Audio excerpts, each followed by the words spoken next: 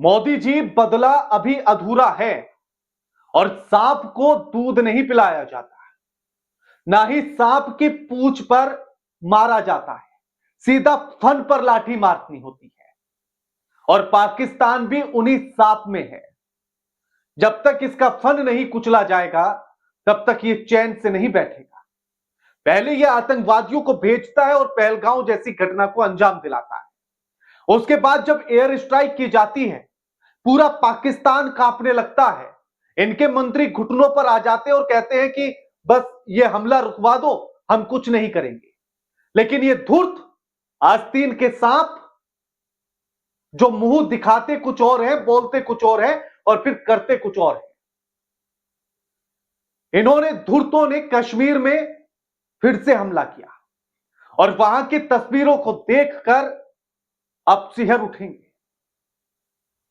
सिहर इसलिए कि इस निर्दयी जाहिल पाकिस्तान को कुछ समझ में नहीं आ रहा है और इसीलिए मोदी जी, हम ये कह रहे हैं कि बदला अधूरा है। इसके 100-150 आतंकवादियों को मार देने से, उन्हें नेस्ते नाबूद कर देने से, ठिकानों को खत्म कर देने से इसकी अकल ठीक नहीं होगी। क्योंकि सबसे पहली बात तो यही समझने वाली है कि यह उन आतंकवादियों को आतंकवादी ही नहीं मानता है, यह उन्हें अपने घर का मासूम मानता है। और जब तक इसकी यह सोच रहेगी, यह ऐसे ही बिलबिलाएगा। भले से ही वो आतंकवाद इसे खुद को नुकसान पहुंचा रहा हो, लेकिन फिर भी यह साथ उसी के खड़ा होगा। ये तस्वीरें देखिएगा जरा, जो पुंछ से आई हैं। बिरिया सिंह ने लिखा है कि पुंछ में मासूमों पर पाकिस्तानी सेना ने गोलीबारी की है।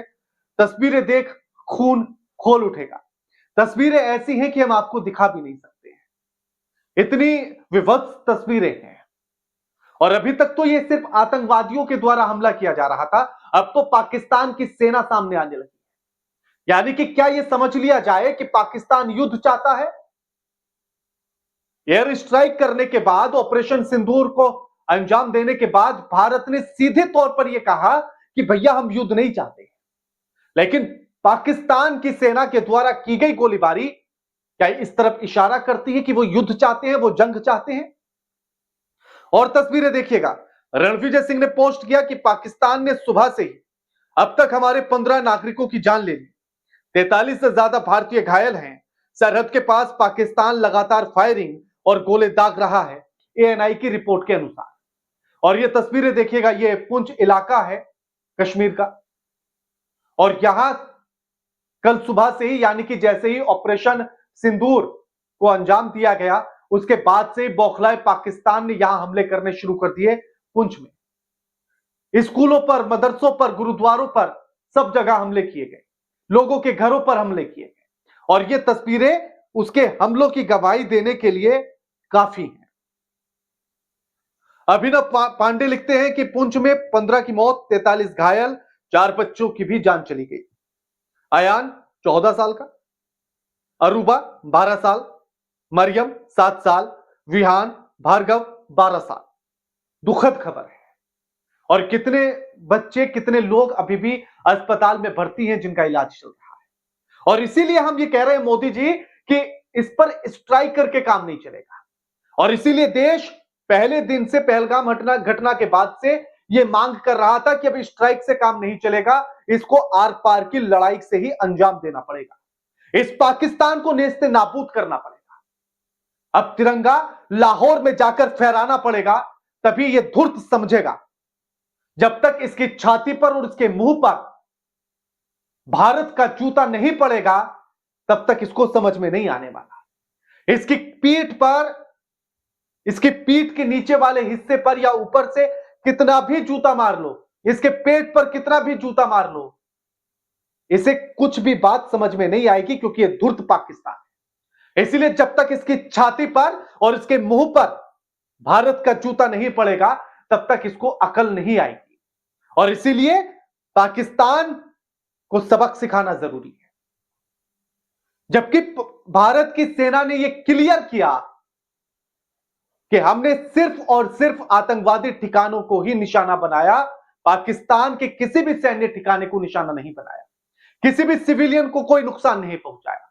लेकिन इन धूर्तों को पाकिस्तान के भीतर रहने वाले आतंकवादियों से इतनी मोहब्बत है, इतना अपनापन है कि उसके लिए पाकिस्तान की सेना भारत से लड़ने आ गई, गोलीबारी करने लगी। और इसीलिए मोदी जी, यही सही समय है जब इसको मुंह तोड़ जवाब दिया जाए। और इसीलिए हम ये कह रहे हैं कि ये आर पार की लड़ाई का समय है। और जानते हैं, ये खुद भी जानता है कि 47 में पिटा, 65 में पिटा, 71 में पिटा, और 71 में तो इतना पीटा कि इसके टुकड़े हो गए। उसके बाद भी 2 बार पीटा, लेकिन इस धूर्त को समझ में नहीं आता। अब ये फिर से छठी बार पिटने के लिए तैयार है। और इसके नेता इतने बड़े बड़े बयान दे रहे हैं कि हमारी सेना कम नहीं है, हम भी तो ये कर सकते हैं, वो कर सकते हैं। अरे रहने दो, शर्म करो थोड़ी। सुनो इनके नेता साहब को। भारत ने रात की तारीकी में जिस कमीनगी और बुज़दिली का मुजाहरा किया और पाकिस्तान के नहत्थे लोगों पर हमला किया, उसका ख्याल था कि शायद वो हमें डरा सकता है, धमका सकता है और अपनी ताकत का इजहार कर सकता है। लेकिन चश्मे ज़दन में उनके 5 राफेल जहाज़ों को गिरा दिया गया। और आज हिंदुस्तान को मैं एक पैगाम देना चाहता हूँ। आपने हमारी मस्जिद शहीद की, ये मस्जिद आपके निशाने पे है अरसे से, लेकिन ये याद रखें, अगर पाकिस्तान ने फैसला कर लिया तो फिर ना घास उगेगी, ना बिरला जी के मंदिर में घंटियां बजेंगी, न चिड़ियां चहकेंगी, न लोग अपने आप को महफूज समझेंगे।